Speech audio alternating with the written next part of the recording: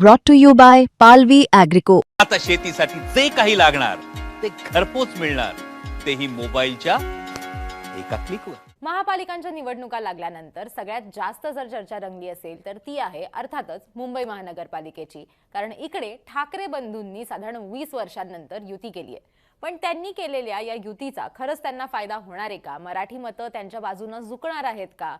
खरंच त्यांना हे फक्त मराठी पॉकेट्स जे आहेत त्यांच्या भरोशावरती ते मुंबई महापालिकेवरती विजय जो आहे तो मिळवू शकतील का? असे असंख्य प्रश्न जे आहेत ते उपस्थित झालेत.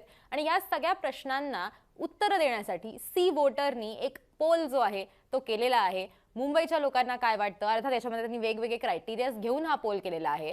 पण या पोलचा एक बेस जो आहे तो हाच आहे की ठाकरे बंधूंनी एकत्र येणं याच्यातनं त्यांना फायदा होणार आहे का आणि महापालिका निवडणुकीमध्ये काय होऊ शकतं.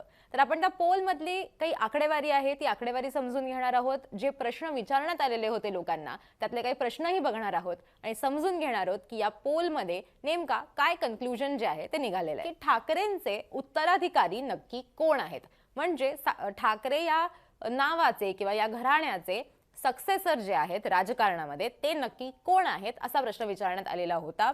याच्यामध्ये सुद्धा अनेकांनी मराठी आणि हिंदी भाषिकांनी त्यांचं मत जे आहे ते सांगितलेलं आहे. त्याच्यावरनं घेतलेली ही टक्केवारी आहे.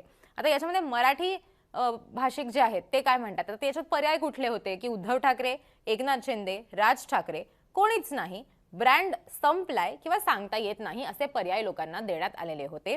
त्याच्यामध्ये मराठी भाषिक जे आहेत ते असं म्हणालेले आहेत 44.3% म्हणतात उद्धव ठाकरे, 25.5 म्हणतात एकनाथ शिंदे, 10.8 म्हणतात राज ठाकरे, 8.4 म्हणतात की कोणीच नाही, हा ब्रँड ठाकरे ब्रँड जो आहे तो संपलाय असं म्हणणारे 5.5 आहेत आणि सांगता येत नाही असं म्हणणारे सुद्धा 5.5% लोक आहेत. हिंदी भाषिकांचं काय म्हणणं आहे? हिंदी भाषिक असं म्हणतात की 26.6% हिंदी भाषिकांचं म्हणणं आहे की उद्धव ठाकरे हेच खरे उत्तराधिकारी आहेत. 40.2% लोकांचं असं म्हणणं आहे की एकनाथ शिंदे हे खरे उत्तराधिकारी आहेत. 11.3 लोक म्हणतात की राज ठाकरे उत्तराधिकारी आहेत. 10.3 लोकांचं म्हणणं आहे की कोणीच नाहीये. 8.8 म्हणतात की ब्रँडच संपलाय आणि 2.8% लोकांचं म्हणणं आहे की सांगता येत नाही. त्याच्यामुळे अनेक लोकांचं याच्यातनं आपण जर एक कन्क्लुजन काढायचं म्हटलं तर याच्यामध्ये 40.2% लोक असं म्हणतात की एकनाथ शिंदे हे उत्तराधिकारी आहेत. हिंदी भाषिकांचं हे म्हणणं आहे आणि मराठी भाषिकांचा कल आपल्याला हा उद्धव ठाकरेंकडे आपल्याला बघायला मिळतोय. पुढचं ग्राफिक्स बघूया. मराठी मतं ही राज उद्धव ठाकरेंच्या बाजूने झुकतील का, हा एक महत्त्वाचा प्रश्न आहे. कारण ठाकरेंचा ऑडियन्स किंवा ठाकरेंची जी मतदार आहेत ते सगळे मराठी भाषिक मतदार आहेत. त्यांनी उमेदवार जे आहेत ते उमेदवार सुद्धा त्यांनी सगळे मराठी भाषिकच दिलेले आहेत. मॅक्झिमम म्हणजे 90% त्यांचे उमेदवार जे आहेत ते मराठी आहेत.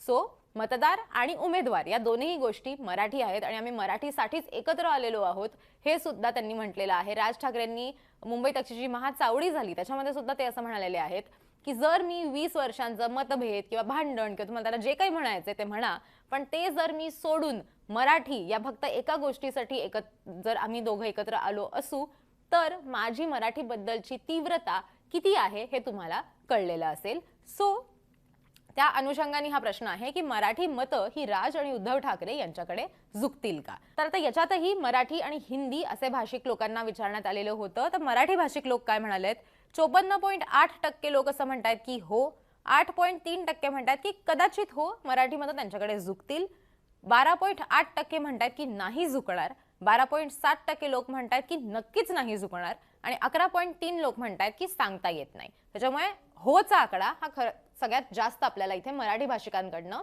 बघायला मिळतोय. आता हिंदी भाषिकांचं काय म्हणणं आहे ते आपण बघूयात. 42.1% लोकांचं म्हणणं आहे की हो मराठी मतं ही उद्धव ठाकरेंच्या आणि राज ठाकरेंच्या बाजूने झुकतील असं हिंदी भाषिकांचं सुद्धा म्हणणं आहे. ज्यांची मातृभाषा ही हिंदी आहे त्या लोकांचं हे म्हणणं आहे आणि मराठीचं पण तसंच की ज्यांची मातृभाषा मराठी किंवा हिंदी आहे त्यांना हे विचारण्यात आलेलं होतं किंवा तसं सेग्रिगेशन जे आहे त्याच्यात करण्यात आलेलं होतं. तर हिंदी मातृभाषा असलेल्या लोकांचं म्हणणं आहे 42.1% म्हणतात की हो मराठी मतं ही त्यांच्या बाजूने झुकतील, 11.1 म्हणतात की कदाचित त्यांच्या बाजूने मराठी मतं झुकतील, 14.8% लोकांचं म्हणणं आहे की नाही झुकणार, 9.9 लोकांचं म्हणणं आहे लोकांचं म्हणणं आहे की नक्कीच नाही झुकणार आणि 22.2 लोकांचं म्हणणं आहे की सांगता येत नाही. म्हणजे ज्यांची हिंदी मातृभाषा आहे त्याच्यामधल्या लोकांना जेव्हा हा प्रश्न विचारण्यात आलेला होता की मराठी मतं ही राज आणि उद्धव ठाकरे यांच्या बाजूने झुकतील का, त्यांच्याकडे वळतील का, त्यांच्याकडे कल असेल का, त्यावेळेला 22% हिंदी मातृभाषा असलेल्या लोकांचं असं म्हणणं आहे की आम्हाला सांगता येणार नाही आता ॲट दिस पॉइंट. पण तरीही साधारण आपण बघितलं तर हिंदी मातृभाषा असेल किंवा मराठी या सगळ्याच लोकांचं म्हणणं आहे की मराठी मतं ही डेफिनेटली राज आणि उद्धव ठाकरेंकडे झुकलेली आहेत, असं हो म्हणणाराच आकडा आपल्याला इथे सगळ्यात जास्त बघायला मिळतोय. तुम्हाला या सर्वे बद्दल काय वाटतं? तुम्हाला ही आकडेवारी पटलेली आहे का? तुमचं मत काय आहे या सगळ्याबद्दलचं ते तुम्ही आम्हाला कमेंट करून नक्की सांगा. आणि असेच या सर्वेमधले आणखीन काही प्रश्न घेऊन आणि त्याच्यावरती लोकांचं मत काय आलेलं आहे ते घेऊन आम्ही तुमच्यासमोर येणार आहोत. तर ते व्हिडिओज तुम्हाला बघायचे असतील तर तेही तुम्हाला मुंबई तकवरती लवकरच बघता येणार आहेत. त्याचबरोबर तक ग्रुपचे मॅनेजिंग एडिटर मिलिंद खांडेकर यांनी सी वोटरचे संस्थापक असलेल्या यशवंत देशमुख यांच्याबरोबर सुद्धा एक व्हिडिओ केलेला आहे. त्याच्यात त्यांनी डिटेल चर्चा केलेली आहे की हा सर्वे जो आहे तो कसा करण्यात आला, त्यात काय काय सांगण्यात आलेलं आहे. सो तो व्हिडिओ तुम्हाला बघायचा असेल तर तोही तुम्हाला मुंबई तकच्या व्हिडिओ सेक्शनमध्ये बघता येईल. इतर सगळ्याच अपडेट्ससाठी मुंबई तकला सबस्क्राईब करायला विसरू नका.